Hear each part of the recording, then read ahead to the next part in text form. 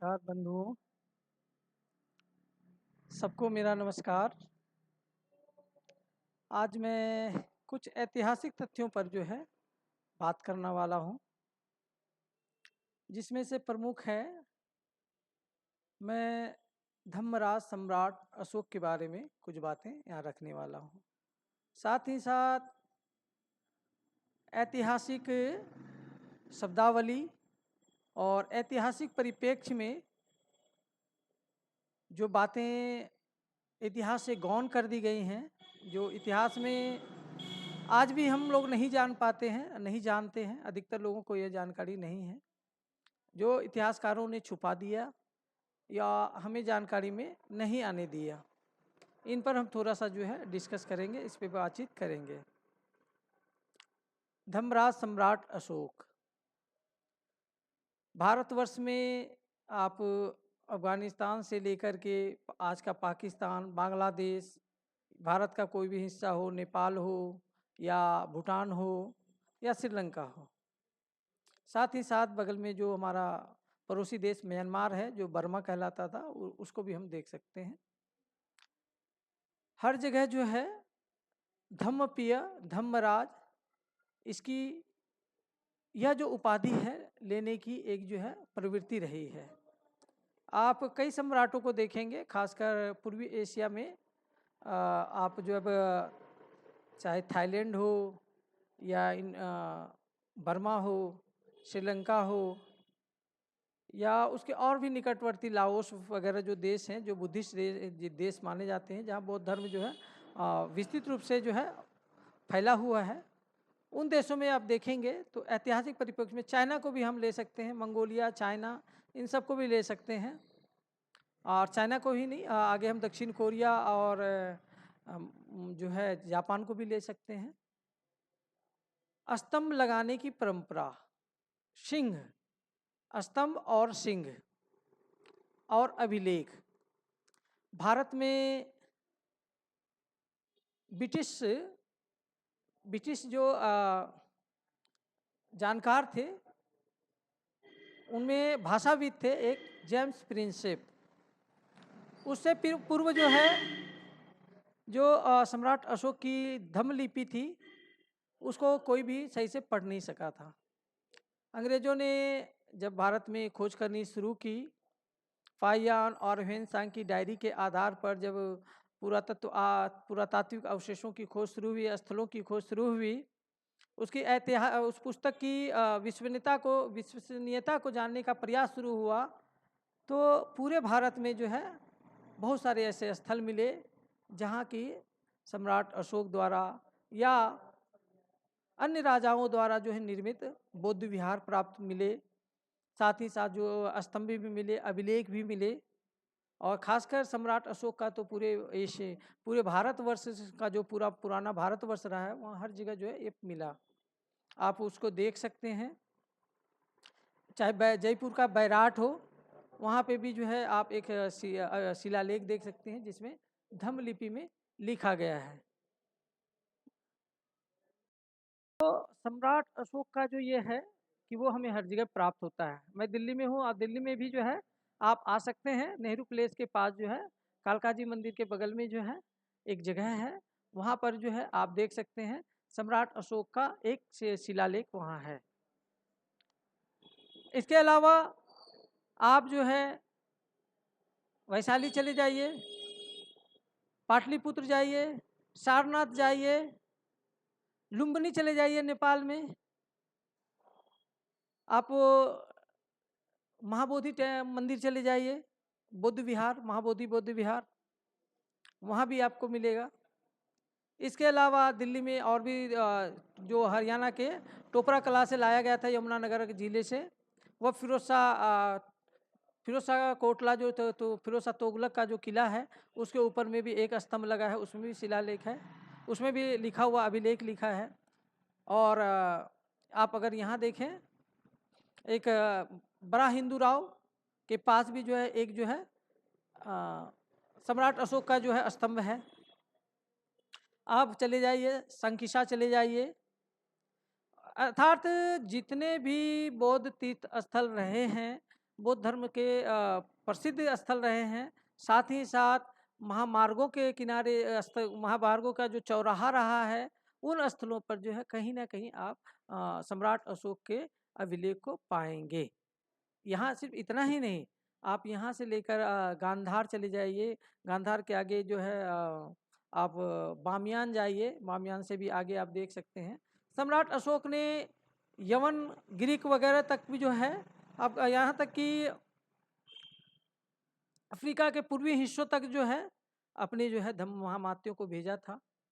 और वहाँ पर जो है तो वहाँ तक जो है अपना जो है कुछ ना कुछ वहाँ पे उन्होंने छोड़ा है। हम उन चीज़ों को देख सकते हैं, गौर कर सकते हैं। यहाँ तक कि ईरान का जो पूर्वी हिस्सा रहा है, उसको भी, वहाँ भी जो हम इन चीज़ों को पाएंगे। ऐसी जगहों पर सम्राट अशोक के जो अभिलेख मिलते हैं, जो शिलालेख मिलते हैं, उनमें जिन भाषाओं का प्रयोग हुआ, जिन लिपियों का प्रयोग हुआ, उसके बारे में भी थोड़ी सी बातें समझ लें। उन्होंने जिन भाषाओं का प्रयोग किया है, जिन लिपियों का प्रयोग किया है, वो तो है धम्म लिपि में ही है। और भाषा क्या है? ग्रीक, अरमाइक और पाली भाषा, पाली प्राकृत भाषा उसे कह सकते हैं। पाली और प्राकृत, इन दो भाषाओं का जो है प्रयोग उसमें अधिकतर हुआ है। एक भाषा और है,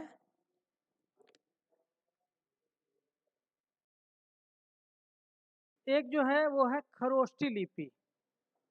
अरमाइक, खरोष्ठी, ग्रीक रूप से इन्हीं चार जो है लिपियों का प्रयोग किया गया है। धम्म लिपि, जिसे हम लोग ब्राह्मी भी कहते हैं, और जो है अरमाइक, खरोष्ठी और ग्रीक लिपि, इन लिपियों का प्रयोग अधिकतर हुआ है। लेकिन भाषा जो है वही है प्राकृत और पाली। मुख्य रूप से पाली और प्राकृत ही रही है। सम्राट अशोक संस्कृत नहीं जानते थे। सम्राट अशोक का कोई भी अभिलेख, कोई भी जो उनके समय का लिखा हुआ कोई भी अभिलेख जो है वह संस्कृत में नहीं है। यहाँ तक कि उनके जो दादा रहे हैं सम्राट चंद्रगुप्त मौर्य, सम्राट चंद्रगुप्त मौर्य, उनका भी कोई भी ऐसा जो है साक्ष्य नहीं मिलता कि उनको संस्कृत आती थी। सम्राट अशोक को नहीं आती। एशिया के सबसे महान सम्राटों में है, एशिया का क्या पूरे विश्व के सबसे महान सम्राट हैं जिनको संस्कृत नहीं आती थी। यह स्पष्ट है कि अगर सम्राट अशोक को संस्कृत नहीं आती थी, इसका मतलब है कि उसके पिता को भी नहीं आती थी, उनके दादा को भी नहीं आती थी। उनकी दादी जो ग्रीक राजकुमारी थी, राजकुमारी हेलेना, जो भारत की पहली महारानी बनी, उनसे विवाह करने के लिए सम्राट चंद्रगुप्त मौर्य बेबीलोन जाते हैं। और वहाँ से जो है शादी करके बारात यहाँ से लेकर गए। पाटलिपुत्र से बारात गई थी, धूमधाम से वो बारात यहाँ से बेबीलोन गई, और बेबीलोन से फिर वापस भी आई। यह इसके साहित्यिक साक्ष्य भी प्राप्त हैं। यह ऐतिहासिक घटना है, इसको झुटलाया नहीं जा सकता है। तो यह बात स्पष्ट इससे हो रही है कि अगर सम्राट अशोक संस्कृत नहीं जान रहे थे तो उस समय संस्कृत भाषा होगी, इस पे शंका है कि संस्कृत उस समय लोग बोलते होंगे, ऐसी संभावना नहीं है। तो यह स्पष्ट हुआ कि सम्राट अशोक संस्कृत नहीं जानते थे और ना ही उनके दादा भी जानते थे। जैसा बहुत से इतिहासकारों ने लिखा है, यह दावा किया है कि उनके समय में चाणक्य रहे हैं जो कि संस्कृत के ज्ञाता थे, लेकिन ऐसा इसका कोई भी ऐतिहासिक साक्ष्य जो है प्राप्त नहीं होता है। यह मन ग्रंथ है, इस पर हम लोग जो है इसको हम लोग साहित्यिक रूप से भी और ऐतिहासिक रूप से भी जो है स्पष्ट करते हैं कि यह सत्य नहीं हो सकता है, यह बिल्कुल ही झूठ है। क्योंकि अगर ऐसा होता तो तय है कि चंद्रगुप्त मौर्य किसी विदेशी रानी से विवाह नहीं करते। पहला चीज तो यह होता, क्योंकि अगर विदेशी रानी से विवाह करते तो स्पष्ट है कि हिंदू धर्म के अनुसार वो विवाह जो मान्य नहीं होता, उनको धर्म से, जाति से बाहर कर दिया जाता। जैसा कि हम लोग आज भी देखते हैं धर्म और जाति से बाहर किया जाता रहा है। तो ऐसा नहीं था कुछ भी। उन्होंने भी एक विदेशी महिला से विवाह किया, अंतर्राष्ट्रीय संबंध को मजबूत किया, और हमारी जो भूमि थी वो अफ़गानिस्तान और आज का जो ईरान है उसका पूर्वी हिस्सा भी उस समय जो है हमारे हिस्से में था। पाकिस्तान आज बना है, ये पूरा इलाका अपना ही था। बांग्लादेश तक जो अपना ही रहा, पूरा भारत अपना रहा है। आज का जो नेपाल है वो भी भारत में रहा है। तो यह स्पष्ट है, क्योंकि सम्राट अशोक का जो स्तंभ है, अभिलेख है, वह जो आपको जो है लुम्बिनी में भी देखने को मिलेगा। अगर लुम्बिनी कोई राजा भारत का जाता है तो यह तय है, और गया था तो यह तय है कि वह जो स्थल है वह भारत का हिस्सा रहा है। और ऐतिहासिक साक्ष्य के रूप में तो वहाँ पे जो है स्तंभ भी प्राप्त है और अभिलेख भी है, जो पाली भाषा ब्राह्मी धम्मलिपि में लिखा गया है और प्राकृत भाषा में है, जिसमें पहली बार जो है बुद्ध का नाम जो है स्पष्ट है, बुद्ध, ध उसमें जिक्र ध लिखा गया है। लिपि जो है धम्मलिपि ही है और ध बुद्ध है, वहाँ पे बुद्ध नहीं है, द ध संयुक्त नहीं है, सिर्फ ध है। तो यह स्पष्ट है कि उनका जो भगवान बुद्ध का जो नाम है वह भगवान बुद्ध ही है, ना कि बुद्ध है, जो कि संस्कृत में आजकल इस्तेमाल किया जाता है, जो हिंदी में भी उसको लिखते हैं लोग।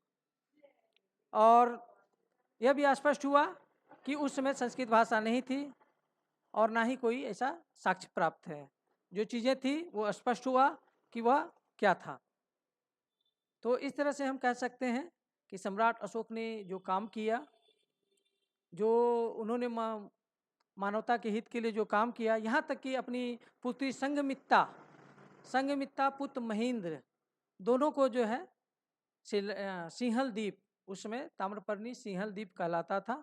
सिंहल द्वीप यानी कि श्रीलंका, आज का श्रीलंका नाम आज का श्रीलंका, यह एक्चुअल नाम है, जिसको संस्कृत में श्रीलंका कर दिया गया है। तो वहाँ भेजा अपनी पुत्र और पुत्रियों को। आप कभी अगर श्रीलंका जाएंगे या किसी भी जो वहाँ के नागरिक हों, श्रीलंका के नागरिक हों, भारत आते हो या भारत में कहीं पढ़ते हो, कोई स्टूडेंट हो, आप उनसे बात कर सकते हैं, उनसे जान सकते हैं कि श्रीलंका का इतिहास क्या है। श्रीलंका में महावंश है, महावंश की पुस्तक लिखी गई है, और भी कई सारी किताबें वहाँ लिखी गई हैं। बहुत सारी ऐतिहासिक किताबें जो बौद्ध धर्म से जुड़ी हुई हैं वह आपको मिलेगा, और जो स्पष्ट करता है कि श्रीलंका एक बौद्ध देश है। आज भी बौद्ध देश है, पहले भी बौद्ध था, उससे पहले वहाँ पे कोई भी धर्म नहीं था। वहाँ की जो मान्यताएं थी वो मान्यताएं किसी धर्म को इंगित नहीं करती हैं।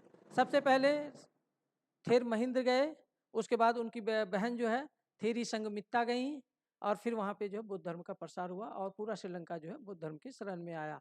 और यही कारण है कि जो ऐतिहासिक साक्ष्य मिलते हैं, बहुत सारे जो साहित्यिक साक्ष्य मिलते हैं, वो श्रीलंका से भी प्राप्त होता है।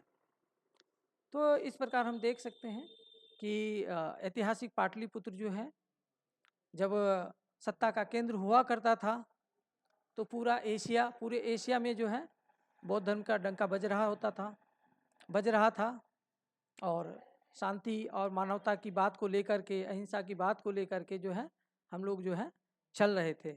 और वह एक समृद्ध कालखंड था, चाहे वो गुप्त काल हो, मौर्यों का काल हो, या फिर और भी जितने भी वो वंश उस समय के आते हैं, सब जो है सब कहीं ना कहीं हर्षवर्धन तक के कालखंड को हम देखते हैं तो एक समृद्धता का आभास होता है। जब जो है फाहियान ह्वेनसांग आते हैं तो कई जगह यह जिक्र करते हैं कि यहाँ लोग जो है अपने घरों पे ताले नहीं लगाते, दरवाजे बंद भी नहीं करते हैं।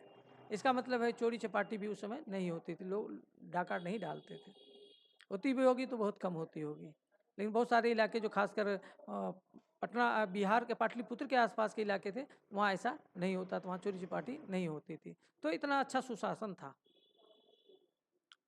तो इन्हीं तथ्यों के आधार पर हम यह समझ सकते हैं कि हमारा जो इतिहास रहा है वो बौद्ध धर्म से जुड़ा हुआ है। यहाँ तक कि पाल काल तक हम जब आते हैं, जब जो है बख्तियार खिलजी ने नालंदा जैसे जो बौद्ध विहारों को, महाविहारों को जो उन्होंने जलाकर नष्ट कर दिया, तो वैसे स्थल पर जब हम आते हैं तो ज्ञान की यह भूमि जो थी वह जो है विहार था। और उसी विहार के नाम के आधार पर जो है बहुत सारे पूरे देश में विहार थे। यहाँ तक कि जो है गुजरात में भी आपने देखा कि वहाँ भी बौद्ध विहार के साक्ष्य हैं। चाहे मध्य प्रदेश हो, महाराष्ट्र हो, देश का कोई भी हिस्सा नहीं है, एशिया का महाद्वीप का जो है कोई भी हिस्सा नहीं है जहाँ की बौद्ध धर्म के साक्ष्य नहीं मिलते हैं। इसलिए भगवान बुद्ध को एशिया का प्रकाश और दुनिया की आँख कहा जाता है। और हम जो है हमें ये मानना चाहिए कि हमारा ऐतिहासिक व्यक्तित्व जो है वह बुद्ध से जुड़ा हुआ है, सत्य अहिंसा से जुड़ा है। अहिंसा और मानवता, अहिंसा और मानवता, यही दो कोर जो हैं बौद्ध धर्म के आधार हैं। इसी के आधार पर बौद्ध धर्म विस्तृत हुआ और भगवान बुद्ध की शिक्षाएं जो पूरे विश्व में फैली हैं और आज भी जो है लोग उन्हें स्वीकार करते हैं। आज भी लोग जो है भगवान बुद्ध के को जो है अपना स्वीकार करते हैं, चाहे वो कोई भी धर्म को मानने वाला हो, बुद्ध को जो है अस्वीकार नहीं करते हैं। धीरज कुमार निर्भय, दिल्ली विश्वविद्यालय। धन्यवाद।